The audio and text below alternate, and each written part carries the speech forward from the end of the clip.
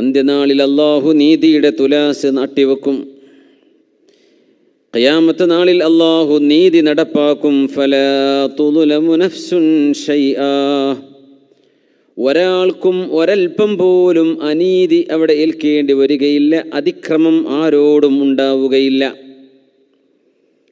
وإن كان مثقال حبة من خردل أتينا بها وكفى بنا حاسبين. ഏത് ചെറുതും വലുതുമായ നന്മയും തിന്മയും നാളെ അല്ലാഹുവിൻ്റെ മുമ്പിൽ ഹാജരാക്കപ്പെടും. വകഫാ ബിനാ ഹാസിബീൻ, വിചാരണ ചെയ്യാൻ അല്ലാഹു തന്നെ ധാരാളമല്ലയോ. അല്ലാഹു പറയാണ്, അല്ലാഹു നീതിമാനാണ്, അദിലാണ്. അല്ലാഹു എല്ലാ തരത്തിലുമുള്ള നീതിമാനാണ്. ഇന്നല്ലാഹ യഅ്മുറു ബിൽ അദ്ലി വൽ ഇഹ്സാൻ വഇതാഇ ദിൽ ഖുർബാ വയൻഹാ അനിൽ ഫഹ്ശാഇ വൽ മുൻകരി വൽ ബഗി യഅിദുകും ലഅല്ലകും തദക്കറൂൻ വലദിക്റുല്ലാഹി അക്ബർ വല്ലാഹു യഅലമു മാ തസ്നഊൻ.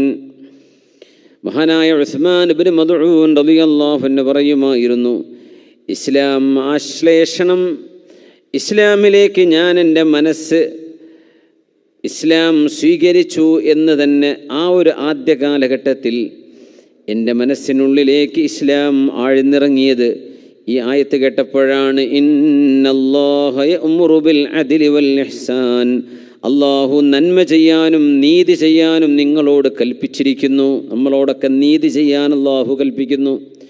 വൽ ഇഹ്സാൻ, നന്മ ചെയ്യാനും അല്ലാഹു നമ്മോട് കൽപ്പിക്കുകയാണ്. ഇന്നല്ലാഹ യഅ്മുറു ബിൽ അദ്ലി വൽ ഇഹ്സാൻ വഇതാഇ ദിൽ ഖുർബാ, കുടുംബക്കാർക്ക് ബന്ധുക്കൾക്ക് ദാനം കൊടുക്കണം. വയൻഹാ അനിൽ ഫഹ്ശാഇ വൽ മുൻകരി വൽ ബഗി, അതിക്രമങ്ങൾ നിങ്ങൾ ചെയ്യരുത് എന്ന് അല്ലാഹു നിങ്ങളോട് നിരോധിക്കുന്നു. വൽ ഫഹ്ശാ, വ്യഭിചാരം പോലെയുള്ള തെറ്റുകൾ ചെയ്യരുതെന്നും, വൽ മുൻകർ, വെറുക്കപ്പെടുന്ന ഒരു കാര്യവും നിങ്ങൾ ചെയ്യരുത് എന്ന് അല്ലാഹു നിങ്ങളോട് നിരോധിക്കുകയാണ്. 3 കാര്യം അല്ലാഹു നിങ്ങളോട് കൽപ്പിക്കുകയുമാണ്. അൽ അദിൽ, അൽ ഇഹ്സാൻ വഇതാഉ ദിൽ ഖുർബ, നമ്മുടെ ബന്ധുമിത്രാദികൾക്ക് നൽകണം, നീതി പാലിക്കണം, പരമാവധി നന്മ ചെയ്യണം. ഇഹ്സാൻ, ആർക്കെന്നില്ലാതെ ആരോടെന്നില്ലാതെ ഏത് സ്ഥലകാല ബന്ധങ്ങളെ അല്ലാഹു പറയാതെ ഇഹ്സാൻ ചെയ്യണേ, നിങ്ങൾ നീതി ചെയ്യണമേ എന്ന് അല്ലാഹു നമ്മോട് കൽപ്പിച്ചിരിക്കുന്നു.